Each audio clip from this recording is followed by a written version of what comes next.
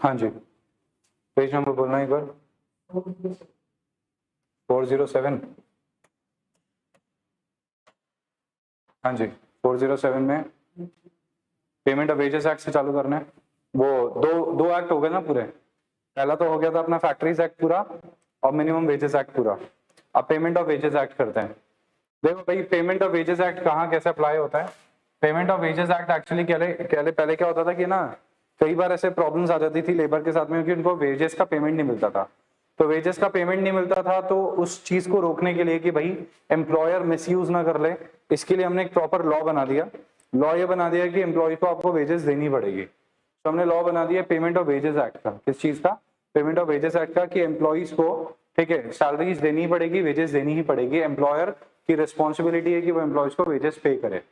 So object of the act क्या बोलता है? To regulate the payment of wages of certain classes of employed persons. Applicability of the act, it applies in the first instance to the payment of wages to persons employed in any factory, to persons employed upon a railway or railway administration, or either directly or through a subcontractor by a person fulfilling a contract with the railway administration, and to persons employed in an industrial or other establishment. अब देखो ये apply कहाँ होता था? Actually first instance में तो ये apply होता था payment of wages to persons employed in any factory. ये जो फैक्ट्री में काम करते थे उनके लिए अप्लाई होता था सबसे पहले तो, ठीक है। फिर अदरवाइज देन रेलवे कंपनी के ऊपर अप्लाई होने लग गया, रेलवे एडमिनिस्ट्रेशन के ऊपर अप्लाई होने लग गया, जो रेलवेज में काम करते थे। से कहाँ पे अप्लाई होता था? फैक्ट्री के ऊपर, रेलवे एडमिनिस्ट्रेशन के ऊपर, और अगर आपको कहीं रेलवे एडमिनिस्ट्रेशन में डायरेक्टली अपॉइंट करा जाए या फिर कॉन्ट्रैक्टर के थ्रू अपॉइंट करा जाए तो भी आपके ऊपर ये लॉ एप्लीकेबल होता है, ठीक है। तो भी ये लॉ आपके ऊपर एप्लीकेबल होता है, दोनों कंडीशन में लॉ आपके ऊपर एप्लीकेबल होता है। ये बोलता है कि स्टेट गवर्नमेंट किसी भी ऑर्गेनाइजेशन के ऊपर उसे नोटिस देके उसके ऊपर ये एक्ट क्या कर सकती है? अप्लाई कर सकती है, ठीक है। द स्टेट गवर्नमेंट, ठीक है, after giving 3 months notice of its intention of so doing by notification in the official gazette, extend the provisions of any of them to the payment of wages to any class of persons employed in any establishment or class of establishment by CG और SG। तो किसी business के ऊपर ये इसको extend किया जा सकता है। Provided that in relation to any such establishment owned by CG, no notification shall be issued except with the concurrence of that government। ये बोलता है कोई भी ऐसी ऑर्गेनाइजेशन जो सेंट्रल गवर्नमेंट के अंडर है, किसके अंडर है? सेंट्रल गवर्नमेंट के अंडर है, वहां पे ये एक्ट तभी एप्लीकेबल होगा जब सेंट्रल गवर्नमेंट चाहेगी, ओके। तो in relation to any such establishment owned by CG, ठीक है, एस्टैब्लिशमेंट ओन्ड बाय सीजी जिसको सेंट्रल गवर्नमेंट ने ओन्ड कर रखा है, वहां पे ये नोटिफिकेशन तभी आएगा with the concurrence of that government. वो गवर्नमेंट जब बोलेगी तो ही उसके ऊपर एप्लीकेबल होगा, अदरवाइज ये उसके ऊपर एप्लीकेबल नहीं होगा। समझ आ गया?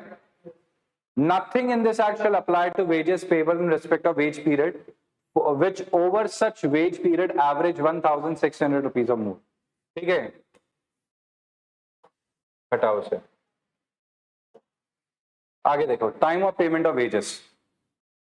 पेमेंट कितने दिनों में हो जाना चाहिए? 2 तरीके की एस्टैब्लिशमेंट है, छोटी और बड़ी। छोटी एस्टैब्लिशमेंट जहां पे 1000 लोगों से कम एम्प्लॉयड है, बड़ी एस्टैब्लिशमेंट जहां से 1000 लोगों से ज्यादा एम्प्लॉयड है। जहां पे 1000 से कम एम्प्लॉयड है वहां पे 7 दिनों के अंदर अंदर वेजेस का पेमेंट हो जाना चाहिए, ठीक है। मंथ एंड जो भी सैलरी ड्यू होती है 7 डेज के अंदर अंदर पेमेंट हो जाना चाहिए। और बड़ी ऑर्गेनाइजेशन के केस में 10 दिन के अंदर अंदर पेमेंट हो जाना चाहिए। समझ गए? The wages of every employed person is paid when less than 1000 persons are employed, ठीक है, तो paid before the expiry of 7th day, when more than 1000 workers are employed 10th day। 10 दिन के अंदर अंदर पेमेंट हो जाना चाहिए। समझ आ गया? और कौन सा एक्ट इनके ऊपर? इक्वल रेम्यूनरेशन एक्ट एप्लीकेबल हो जाता है। इक्वल रेम्यूनरेशन एक्ट के हिसाब से जो वर्कर्स सिमिलर काइंड ऑफ काम करते हैं उनको सिमिलर काइंड ऑफ वेजेस मिलनी चाहिए। कोई भी जेंडर के बेसिस पे, रिलीजन के बेसिस पे, कास्ट के बेसिस पे, ठीक है, कोई भी डिस्पैरिटी या डिसिमिलैरिटी नहीं होगी, ठीक है, उनको इक्वल वेजेस दी जाएगी, weather he is a male female कोई भी हो, ठीक है, सबको इक्वल वेजेस ही दी जाएगी। बोलो समझ आया कि नहीं आया, है ना? तो equal wages will be paid to equal employees, ठीक है, for their equal kind of work, ठीक है। ऐसा नहीं कि विमेन एम्प्लॉइज है तो उसको कम वेजेस देके फ्री कर दें। समझ आ रही है ये चीज? ओके। वेजेस को किस में देंगे? करंट कॉइन से करंट करेंसी में, समझ गए? पुराने नोट पकड़ा दिए, ठीक है, ये सब नहीं चलेगा।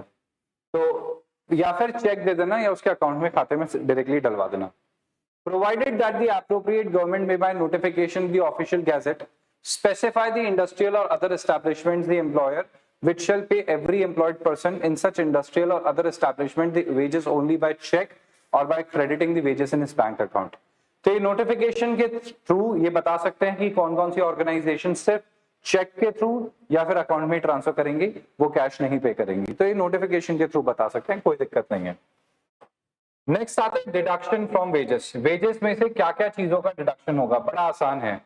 वेजेस में से प्रोविडेंट फंड का, ठीक है, जो एम्प्लॉय बेनिफिट्स देता है उस सब के डिडक्शंस हो सकते हैं, बट इसके अलावा वेजेस में से कोई अननेसेसरी डिडक्शन नहीं होंगे। हाँ, अगर एम्प्लॉय की कोई गलती होती है, एम्प्लॉय अगर कोई फॉल्ट करता है, कुछ गलती करता है और उसके ऊपर कोई पेनल्टी बनती है, ठीक है, उसके ऊपर कोई पेनल्टी बनती है तो वो भी उसके वेजेस में से क्या करी जा सकती है? डिडक्ट करी जा सकती है। समझ गए? Deduction such as fine, deduction of amenities and services supplied by the employer, इसके लिए रूल्स बनाए हैं।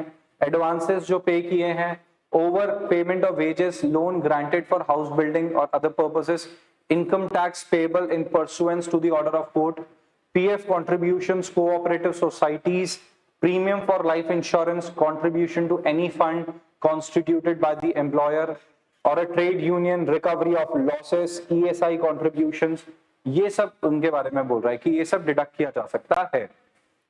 Fines as prescribe by competent authority, याद रखना एम्प्लॉय के ऊपर अननेसेसरी फाइन्स नहीं डिडक्ट करे जाएंगे, जो कॉम्पिटेंट अथॉरिटी बोलेगी उतना ही कर सकते हैं। Not to imposed unless the employer is given an opportunity to show cause and to record in the register. सबसे पहले तो एम्प्लॉयर क्या करेगा? एम्प्लॉयर को अपॉर्चुनिटी मिलेगी शो कॉज करने की, कि एम्प्लॉयर बताएगा क्यों मैं डिडक्शन कर रहा हूं, क्योंकि इस एम्प्लॉय की वजह से मेरा नुकसान हुआ है। इस एम्प्लॉय ने गलत तरीके से गुड्स बनाए थे, गुड्स का नुकसान करा, जिसकी वजह से मुझे 10,000 का नुकसान हुआ है। तो 10,000 का नुकसान में 50% में लॉस बेयर करने के लिए तैयार हूं, 50% तो एम्प्लॉय की सैलरी से डिडक्ट करूंगा। तो जो भी है उसको रीजन बताने पड़ेंगे और साथ में उसको रीजन रजिस्टर में लिखने पड़ेंगे कि क्यों डिडक्ट करिए, क्योंकि अगर एम्प्लॉय केस कर देगा तो कॉम्पिटेंट अथॉरिटी के सामने उसको शो करना पड़ेगा एम्प्लॉयर को। Deduction from for absence from duties for unauthorised absence. अब बिना बोले छुट्टियां ले रहा है, अनऑथराइज्ड मैनर में छुट्टियां ले रहा है एम्प्लॉय, तो क्या होगा? एब्सेंस फॉर होल और any part of the day, absent हो जाता है पूरे दिन के लिए या पार्ट ऑफ द डे के लिए। Okay, if 10 or more persons absent without reasonable cause, deduction of wages up to 8 days, 8 दिन तक का डिडक्शन कर सकते हैं। ठीक है, deduction for damage of loss, for default और negligence of an employ resulting into loss, show cause notice has to be given to the employ.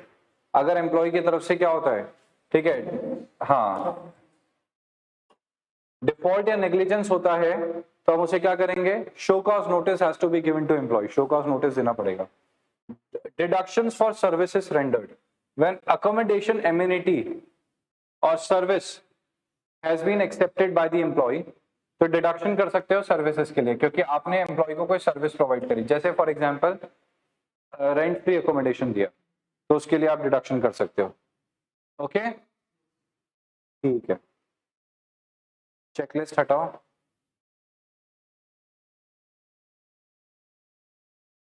Next आता है एम्प्लॉय स्टेट इंश्योरेंस एक्ट। ठीक है, एम्प्लॉय स्टेट इंश्योरेंस एक्ट क्या बोलता है? ठीक है, आप देखते हैं, it is extended in area wise to factories using power and employing 10 or more persons, and non-power using manufacturing units and establishment 20 or more persons। तो आपको नहीं लगता ये लाइन एग्जैक्टली सेम है जो मैं आपको पहले पढ़ा चुका हूँ? एग्जैक्टली। ठीक है, ये फैक्ट्रीज एक्ट में फैक्ट्री की डेफिनेशन थी 10 या 10 से ज्यादा लोग, जहां पे और 20 से 20 से ज्यादा लोग without the aid of power, मगर उनकी सैलरी कितनी? 7500, समझ गए क्या?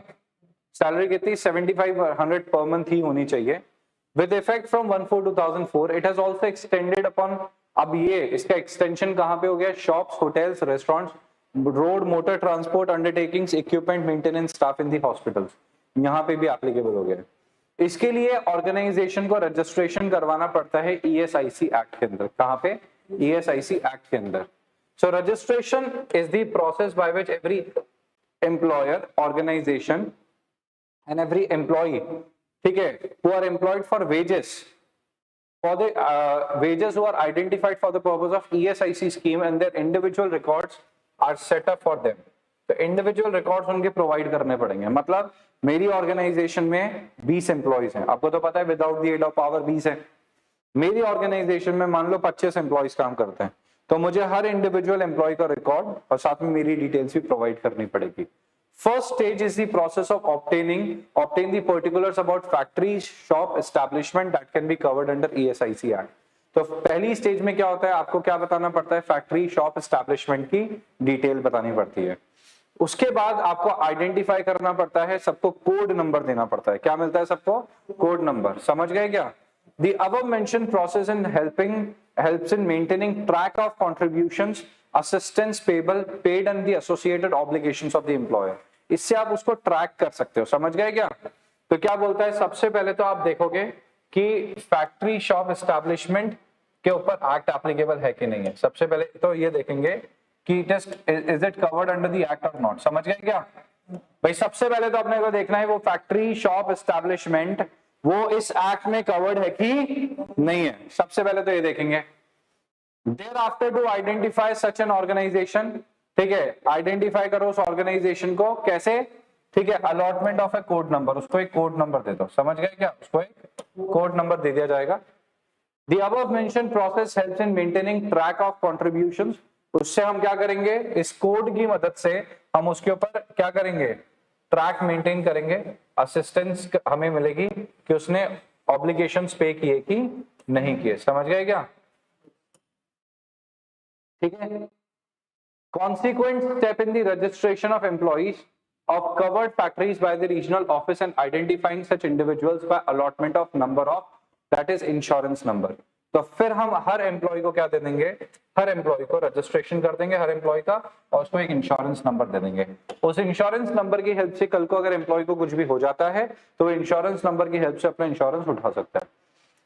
The procedure facilitates in setting up essential records for documenting the benefits for which the insured employee may be entitled under ESIC scheme based on the eligibility criteria. ठीक है, eligibility criteria पूरा करता है तो उसको ESIC scheme के अंदर employ को इंश्योरेंस मिल जाएगा। An individual record of every employer or employee will facilitate smooth conversion in future. From time to time it will operate as a regulator and keep a proper track of maintaining the records for the purpose of obtaining compliances। हटाओ sir.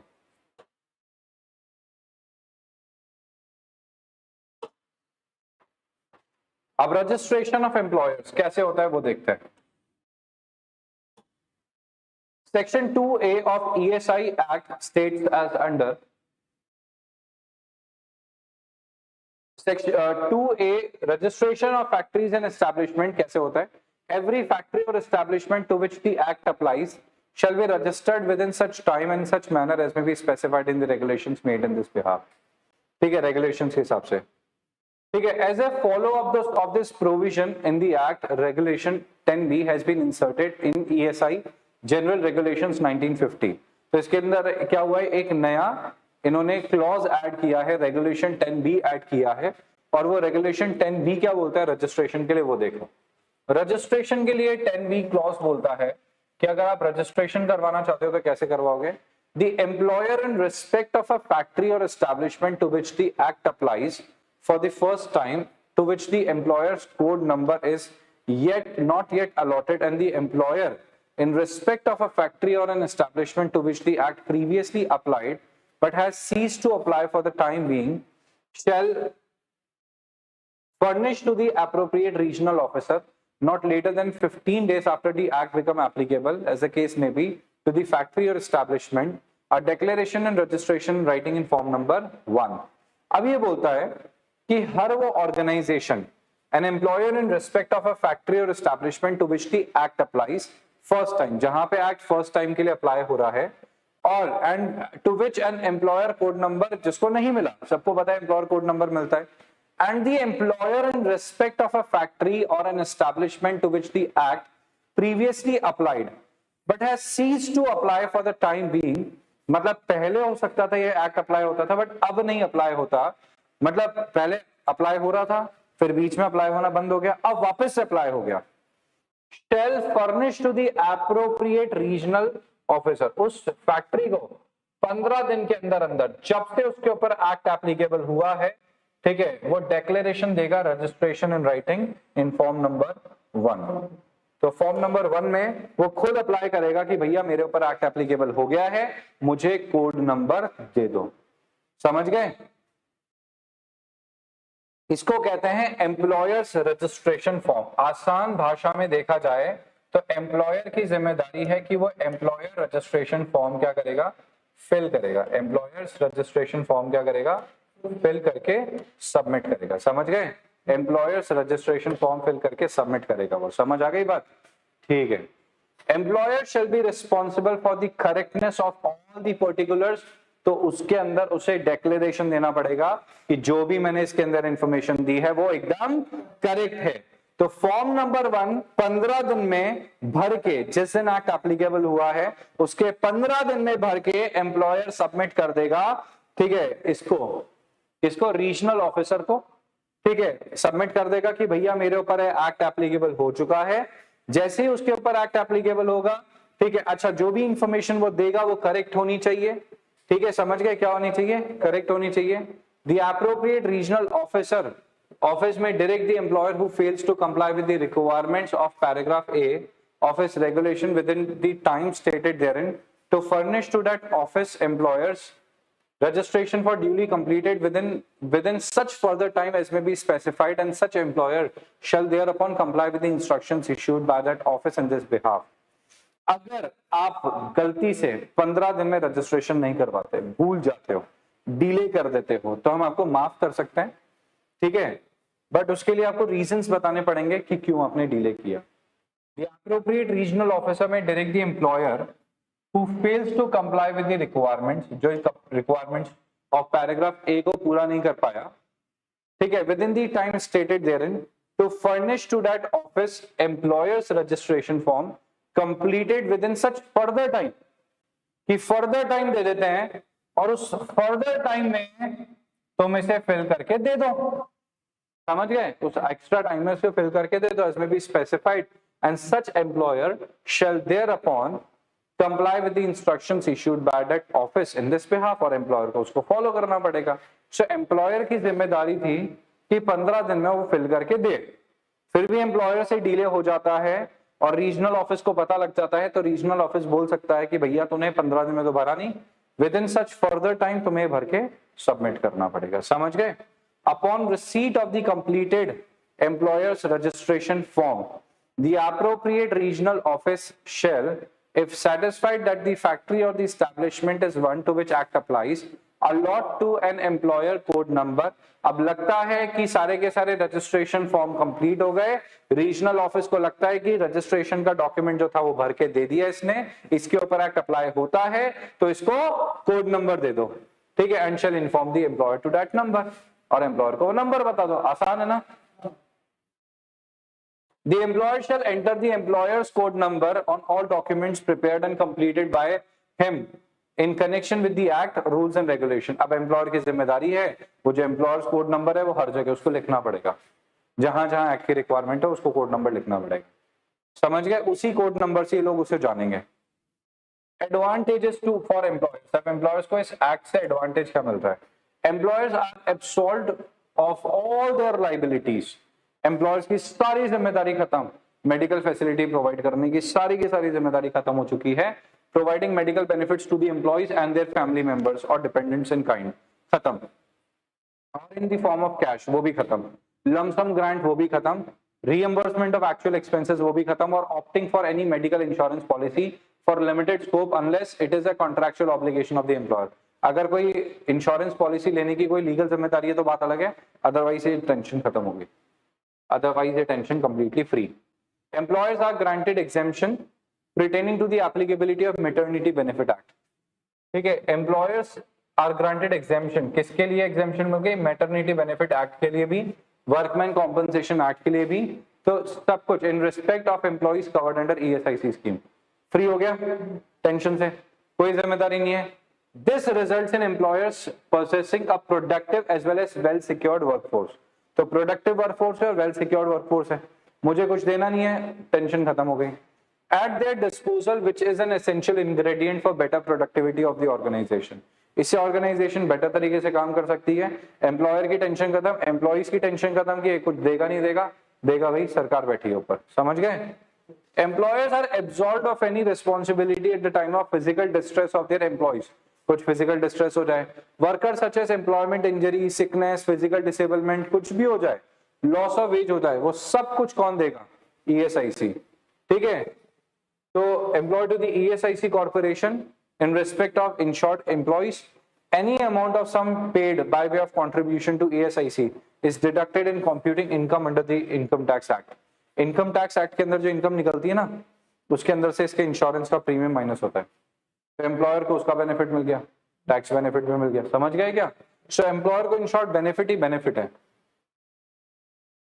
Coverage of factory और establishment, कौन से तरीके की factory और establishment cover होगी? In the first instance, the act is applicable to all non-seasonal factories. Non-seasonal factories utilizing power, employing 10 or more individuals, ठीक है, और non without the aid of power काम करते हैं तो 20, समझ गए? Or more persons and wages falling under the ambit of implemented geographical area. As of now, employees or establishment companies or factories that fall within the ambit of coverage and earning wages not exceed 10,000 per month are covered under ESIC scheme. याद रखना, अभी जो employees हैं जिनकी जो salary है, हाँ, जिनकी सैलरी 10,000 से कम है, सिर्फ वही कवर होता है इसके. 10,000 से अगर आपकी सैलरी ज्यादा है तो आप इसमें कवर नहीं होंगे, समझ गए? उसके लिए तो वो सेपरेटली क्या करेगा? खुद ही प्रोवाइड करेगा, समझ गए? Under section 1 subsection 5 of the act, the provisions of ESIC act have been extended to the following classes of establishments. इनके ऊपर भी एप्लीकेबल है. Shops and commercial establishments, cinema including preview theatres, hotels and restaurants, clubs, newspaper establishments, road motor transport establishments, इन सब के ऊपर भी एक चीज क्या है? एप्लीकेबल है. ये तो अपन पहले भी पढ़ चुके हैं. Under section 1 subsection 5 of ESIC act, the Indian government is empowered to extend the scheme to any other establishments or classes of establishments, और भी जगह पे अप्लाई कर सकती है.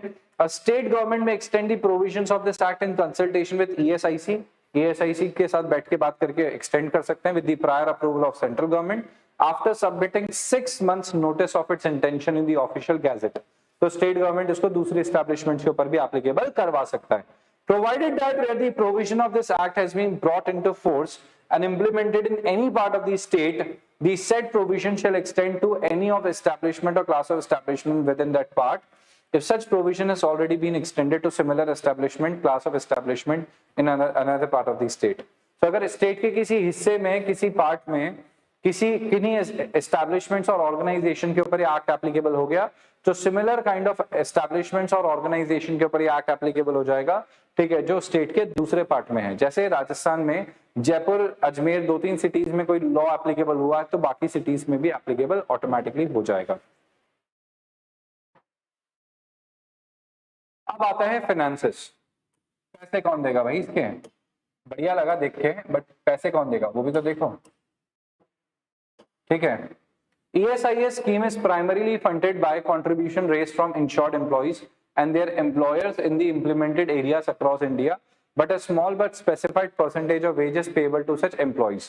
ठीक है, तो एम्प्लॉइज का एक छोटा सा हिस्सा पे करना होता है. Employees in receipt of average daily wages of 40 rupees or less are exempted from payment of their share. जिसकी 40 रुपए से कम की तनख्वाह होती है उसको कुछ नहीं देना, वो तो आजकल किसी की भी नहीं होती. और बाकी कितनी है? एम्प्लॉइज कॉन्ट्रीब्यूशन है 1.75% और एम्प्लॉयर्स कॉन्ट्रीब्यूशन है 4.75% ऑफ वेजेस. तो एम्प्लॉयर यहाँ पे 4.75% ऑफ एम्प्लॉइज वेजेस कंट्रीब्यूट करता है और एम्प्लॉइज कंट्रीब्यूट करता है 1.75% of the wages. Under the provision of this act, the state government contribute 12.5% of expenditure on medical expenses on ESIC beneficiaries, जो भी सरकार का खर्चा होता है मेडिकल के ऊपर वो ईएसआईसी उसका 12.5%, ठीक है, कहाँ पे ट्रांसफर कर देती है ये, medical expenses on ESI beneficiaries. समझ गए?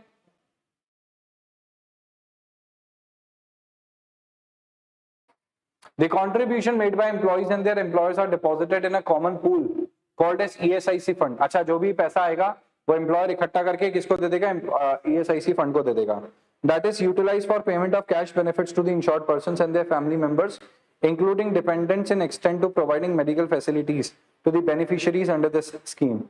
The administrative and other expenses of the corporation are also met from this pool fund. जो भी खर्चे होते हैं ना इसके ESIC के, उनके एम्प्लॉयज की सैलरी वगैरह जो भी है वो खुद भी इसी फंड से उठाते हैं.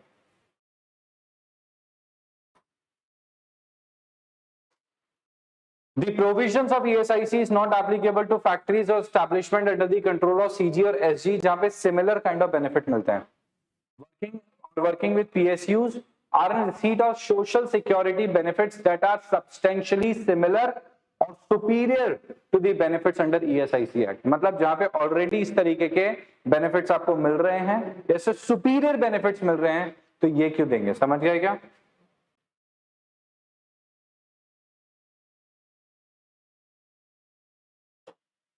Okay. Contributions. The amount payable to the corporation by the principal employer in respect of such employee is termed as contribution. ठीक है, contribution कहते हैं. It comprises the amount payable by the employee and the employer. Contribution में क्या आता है? जो amount employee employer पे करता है. ये तो पता है यार, सेम है, ऊपर पढ़ा लिया अपन ने already.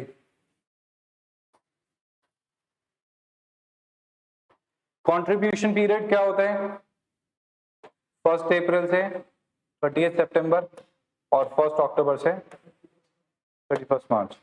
If a person joined insurance employment first time on 5th of January, तो फर्स्ट कंट्रीब्यूशन जाएगा 5th जनवरी से 31 मार्च, और सेकंड का जाएगा 31 अक्टूबर से 5th अक्टूबर से 31 दिसंबर. समझ गए? ठीक है. Recovery of contribution. In the first instance, the principal employer is required to pay employer's share of contribution. खुद पे करेगा एम्प्लॉयर खुद, ठीक है. The employee's share may thereafter be recovered by making deduction from their wages. तो पहले तो employer खुद पे कर देगा, उसके बाद डिडक्शन कर लेगा. समझ गए क्या? मेडिकल बेनिफिट का जाओ.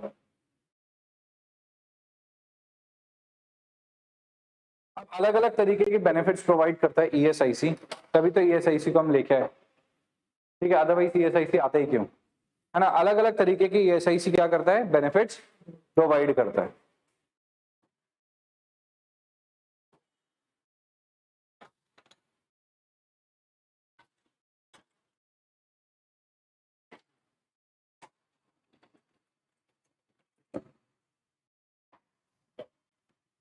तो अलग अलग तरीके के क्या क्या बेनिफिट्स प्रोवाइड करता है?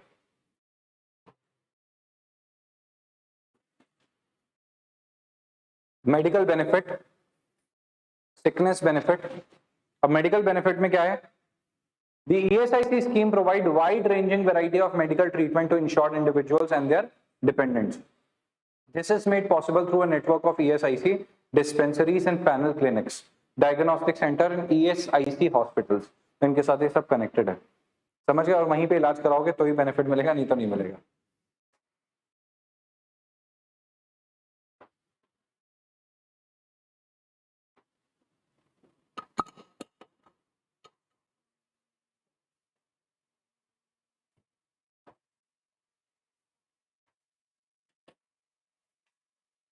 एक सेकंड है ना.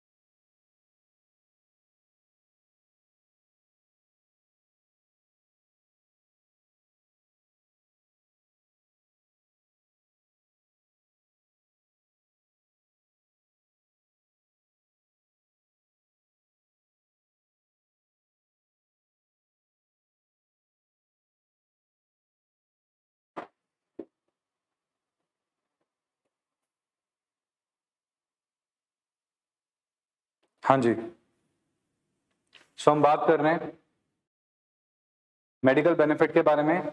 अच्छा, इसके कुछ super speciality medical facilities are also provided to the beneficiaries through advance super speciality medical institutions जो इनके साथ एम्पैनल्ड हो रखे हैं, जैसे EHCC हो गया, फोर्टिस हॉस्पिटल हो गया, वो लोग भी इनके साथ क्या हो जाते हैं, ठीक है, ज्वाइन कर लेते हैं इनको, ठीक है। The ESIC has set up a revolving fund in most of the states across India for ensuring smooth flow of funds for facilitating super specialty treatments of ESIC beneficiaries. All the insured individuals and their dependents, including their family members under ESIC scheme, are entitled for free, full and comprehensive medical care under ECIS scheme. The medical benefit package cover all aspects of healthcare ranging from primary to super specialty facilities. Actually क्या होता है, ये ऐसा होता है, insurance की वजह से ना जो कॉस्ट ऑफ मेडिकल है ना वो सबके बीच में बढ़ जाता है। क्या होता है, आज जैसे किसी ऑर्गेनाइजेशन में मान लो 1000 एम्प्लॉयज काम करते हैं, उन्होंने 1000 एम्प्लॉयज का इंश्योरेंस करवाया, मान लो ऐसा ज्यूम करो। अब 1000 एम्प्लॉयज का इंश्योरेंस का खर्चा है मान लो पूरे साल का 1000 या 2000 पर पर्सन, तो 2000 मल्टीप्लाइड बाय 1000 करो, कितना हुआ भाई? 2000 के आगे 3 जीरो लगा देते तो 20 लाख रुपए हो जाते हैं। अब 20 लाख रुपए का इंश्योरेंस करवा दिया। अब 20 लाख रुपए के इंश्योरेंस पे आपके जो 1000 एम्प्लॉयज हैं पूरे साल भर में कितने बीमार होंगे?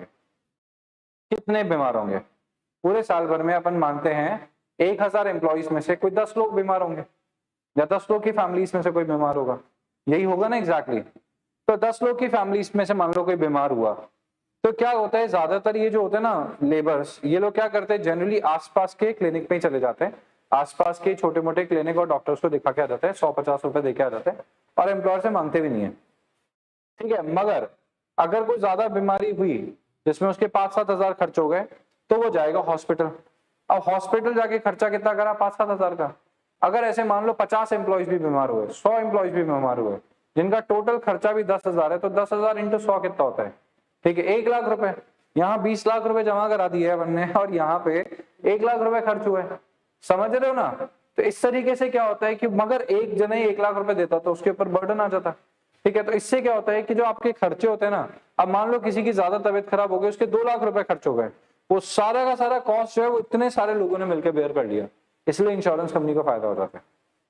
कि क्लेम करने वाले कितने से होते हैं? क्लेम करने वाले ऐसा थोड़ी है कि क्लेम करने वाले बहुत सारे हैं, क्लेम करने वाले लिमिटेड हो सकते हैं, समझ आ गया? उस चीज का इनको बेनिफिट मिल जाता है। तो all the insured individuals and their dependents, including their family members under ESIC scheme, are entitled to free, full and comprehensive medical care under the ECIS scheme. The medical benefit package cover all the aspects of healthcare ranging from primary to super specialty facilities. ठीक है, primary से super speciality सारी facilities provide करी जाएगी। Next आता है sickness benefit. क्या आता है? Sickness benefit. तबीयत खराब हो जाए, सिकनेस हो जाए। Sickness benefits represent cash payment made to an insured person periodically during the period of certified sickness occurring in a benefit period when insured person undergoes medical treatment and attendance with absenteeism from work on valid medical grounds. तो valid medical grounds थे जिस वजह से आप छुट्टियां ले रखे हो, तो आपके grounds जो थे छुट्टी लेने के वो valid थे।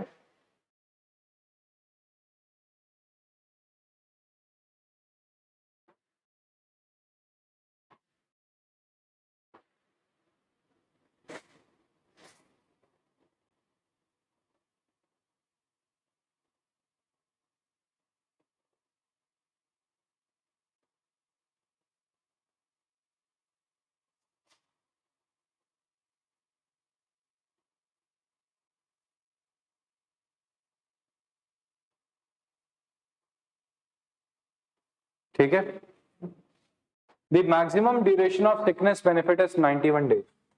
सिकनेस बेनिफिट का मैक्सिमम ड्यूरेशन क्या है? 91 डेज इन 2 कॉन्सिक्यूटिव पीरियड्स। ठीक है, 91 डेज हैं, 2 कॉन्सिक्यूटिव पीरियड्स में प्रोवाइड कर दिया जाएगा। However, there is a waiting period of 2 days which is waived if the insured person is certified sick within 15 days of a spell for which sickness benefit was last paid. The sickness benefit rate is approximately equivalent to 50% of the average daily wages of the insured person. ये बोलते हैं sickness benefit आपको provide कर दिया जाएगा, ठीक है। वैसे जनरली क्या होता है कि हम लोग 2 दिन का वेटिंग पीरियड लेते हैं, 2 दिन की छुट्टी की वजह से आपको सिकनेस बेनिफिट नहीं देते, तीसरे दिन से आपको सिकनेस बेनिफिट प्रोवाइड करते हैं। बट अगर आपका ये, ठीक है, इंश्योर्ड पर्सन जो है उसको डॉक्टर बोलता है कि तो 15 दिन बीमार रहा, तो फिर आपको वो 2 दिन का भी मिल जाएगा। आगे समझ में, ठीक है।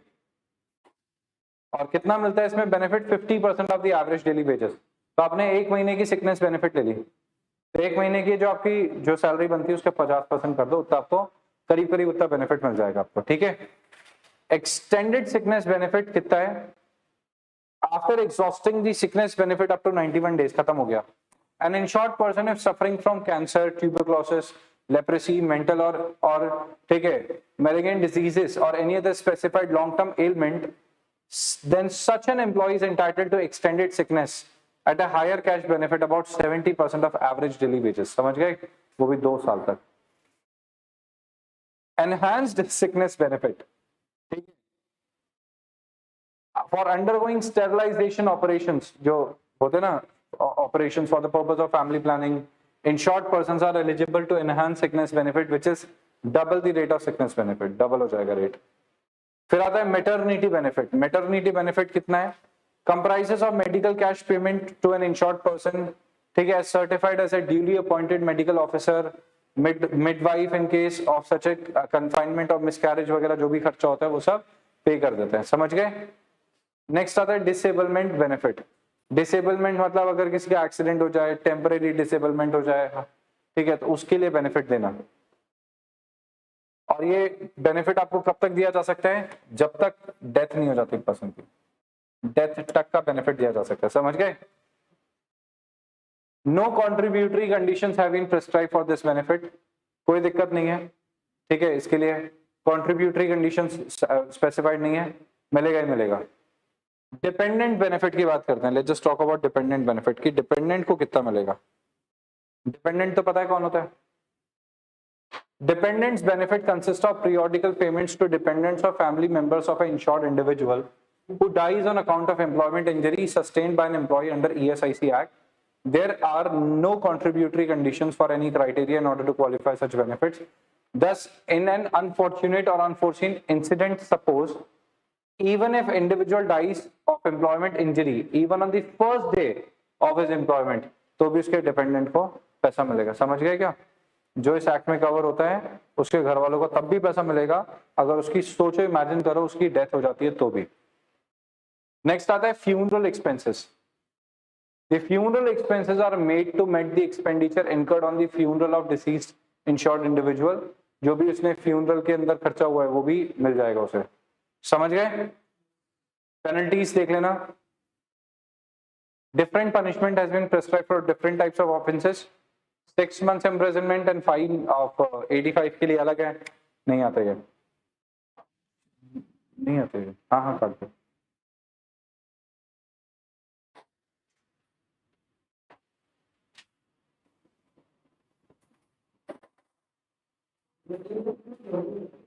हाँ हाँ, क्योंकि चेकलिस्ट हार्ड नहीं है, इजी है, सबसे easy, one of the easiest chapters के अंदर काउंट हो रही है। हाँ हाँ, मतलब एक अपने आप में ही अकेला चैप्टर कितने चैप्टर्स के बराबर है? मतलब आप ये मान के चलो ये अकेले में 7-8 चैप्टर्स है, 8 से 10 चैप्टर्स है। तो अपन कितने कितने कर लिए अपन ने?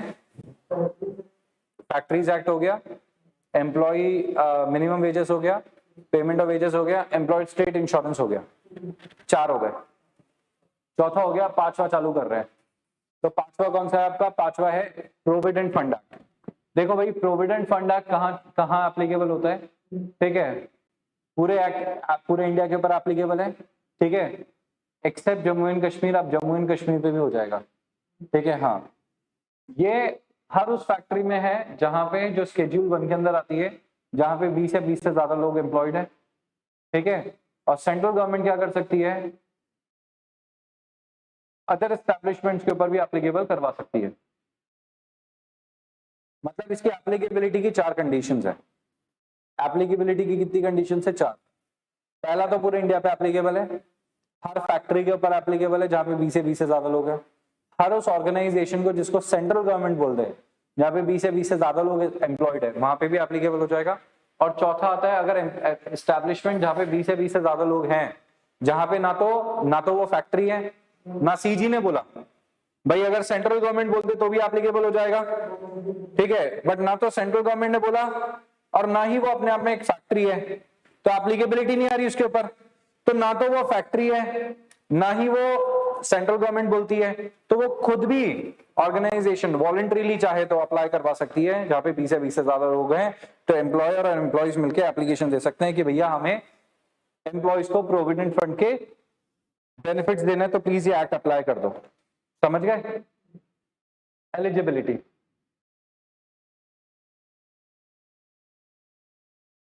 अच्छा, इसके अंदर कुछ कुछ बातें बता देता हूँ।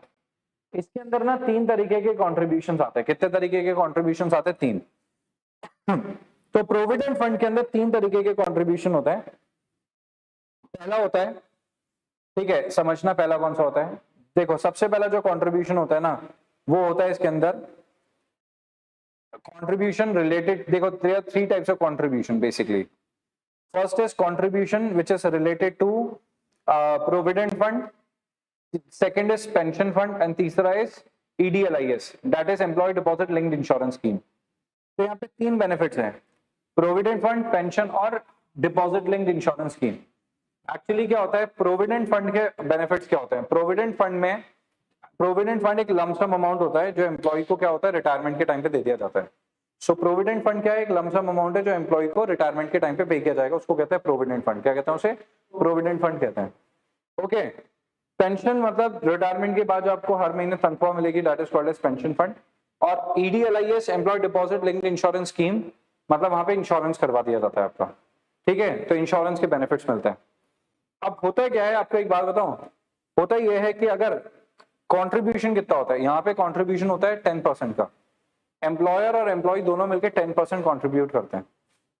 फिर एम्प्लॉयर का जो कंट्रीब्यूशन होना है ना 10%, उसका 8.33%, उसका 10% का 8.33 नहीं, उसमें से टोटल सैलरी का 8.33% चला जाएगा कहाँ पे? ठीक है, पेंशन के अंदर। समझ गए? ठीक है, और पेंशन के अंदर चला जाएगा और फिर पेंशन एम्प्लॉय को कब मिलेगी? रिटायरमेंट के टाइम पे, ठीक है, रिटायरमेंट के बाद। चलिए एलिजिबिलिटी देखते हैं। The person who is employed for work of an establishment or employed through contractor, contractor के थ्रू भी अगर कोई अपॉइंट हुआ तो उसके ऊपर भी लॉ एप्लीकेबल होगा। Applicability, every establishment which is a factory engaged in industry specified in schedule 1 and on which 20 or more persons are employed, जहां पे 20 से ज्यादा लोग एम्प्लॉयड है उसके ऊपर लॉ एप्लीकेबल हो जाएगा। Any other establishment जहां पे 20, ये तो यार सेम है। Payment of contribution, the employer shall pay the contribution payable of EPF, ठीक है, DLI and employ pension fund, मतलब वो बताना डिपॉजिट लिंक्ड इंश्योरेंस, ठीक है, and employ pension fund in respect of the members of employ pension fund employed by him directly और through a contractor. ये तो समझ आ गया। It shall be the responsibility of principal employer to pay the contribution of EPF, DLI and employees pension fund by himself to the employees directly employed by him and also in respect of employees directly employed by him and in respect of employees employed through a contractor। दोनों के लिए क्या करेगा? ये तीनों contribution पे करेगा। तीनों कॉन्ट्रीब्यूशन मतलब कौन कौन से? ठीक है, पहला कॉन्ट्रीब्यूशन होगा आपका pension fund, provident fund, pension fund और डिपॉजिट लिंक्ड इंश्योरेंस। समझ गए? तीनों खुद ही पे करेगा। समझ आ गई बात?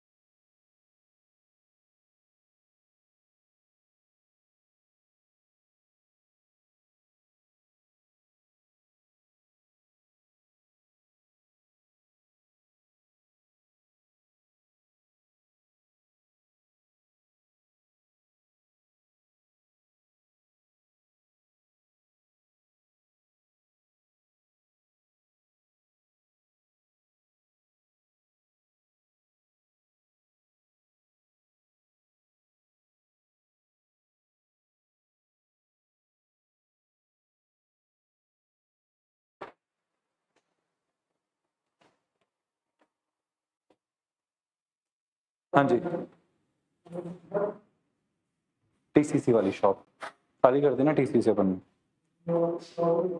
हाँ हाँ,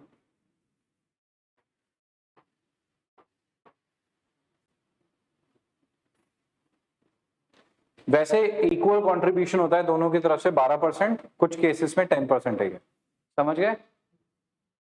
कुछ केसेस में कितना ही है, 10% है। वैसे कितना है, 12%, बट कुछ केसेस में कितना है, 10%।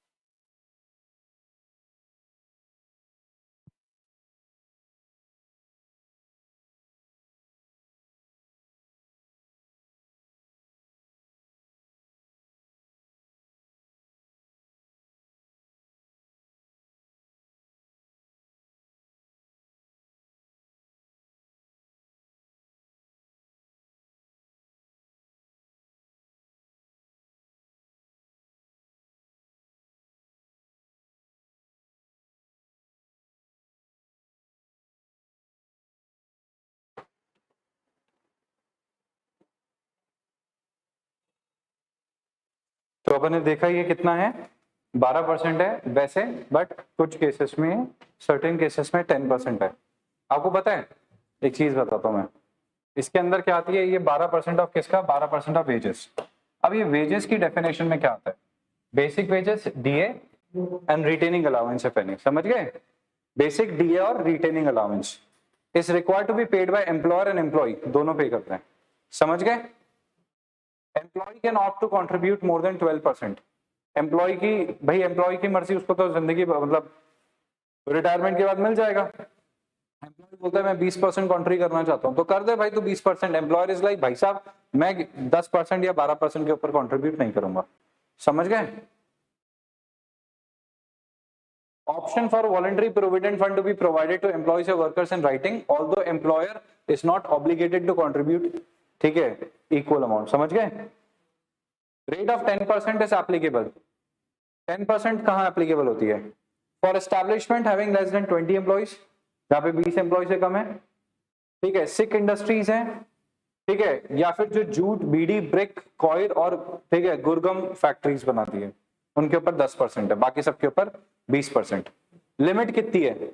लिमिट है 15,000 की, ठीक है, मतलब 15,000 तक के ही वो उसको 10% करा जाएगा, 12% करा जाएगा, समझ गए क्या? ठीक है। Contribution of employer is subject to present threshold of 15,000 per month, beyond which there is no obligation for employer to contribute. उसके beyond employer की कोई contribution करने की जिम्मेदारी नहीं है।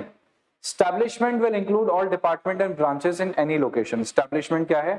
सारे के सारे department, branches सब include हो जाएगा इसमें, समझ गए? ठीक है। In respect of employees employed through contractor, employees जो employed हुए contractor के through, contractor shall recover the contribution payable by such employee and pay the principal employer amount of contribution along with administrative charges, or contractor may deposit such contribution directly to EPFO after taking a separate EPF code number. ठीक है, तो ये बोलता है contractor या तो खुद ही जमा करा दे, भाई एम्प्लॉयर या तो कॉन्ट्रैक्टर को दे देगा या खुद ही जमा करा देगा, समझ गए?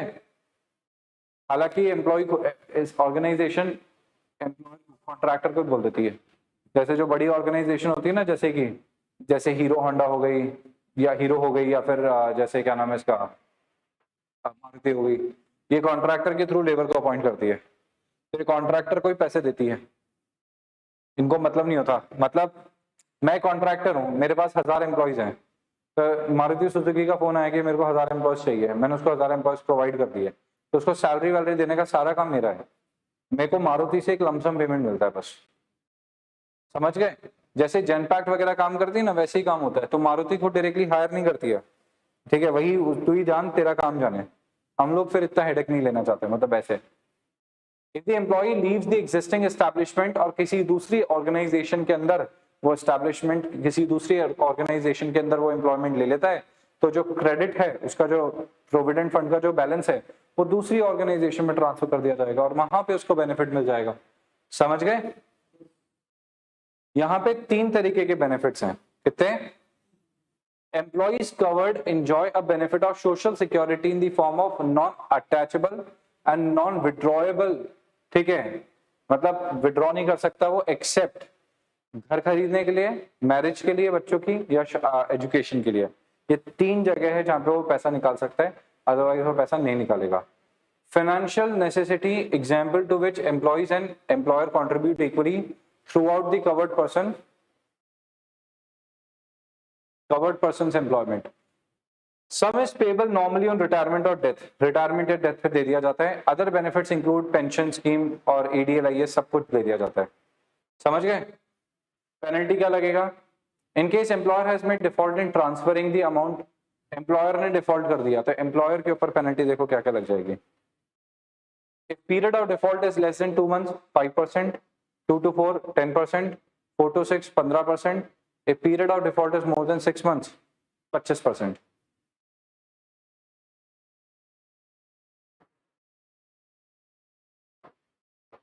With effect from 1/4/2012, employers need to make remittance only after generating challan from the employer portal of EPFO। तो अब क्या करना पड़ता है? चालान जनरेट करना पड़ता है, खाते में जमा कराना पड़ता है, इनके चालान नंबर से बैंक में जमा कराना पड़ता है। अदर रिक्वायरमेंट्स क्या क्या है इनकी? No requirement to submit paper returns, बंद हो गई।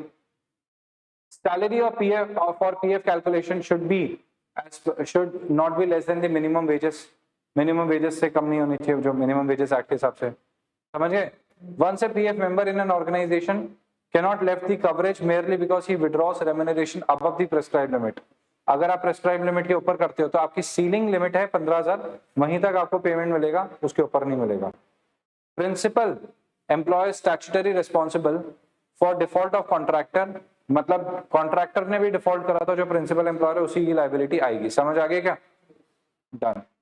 चेकलिस्ट हटाओ।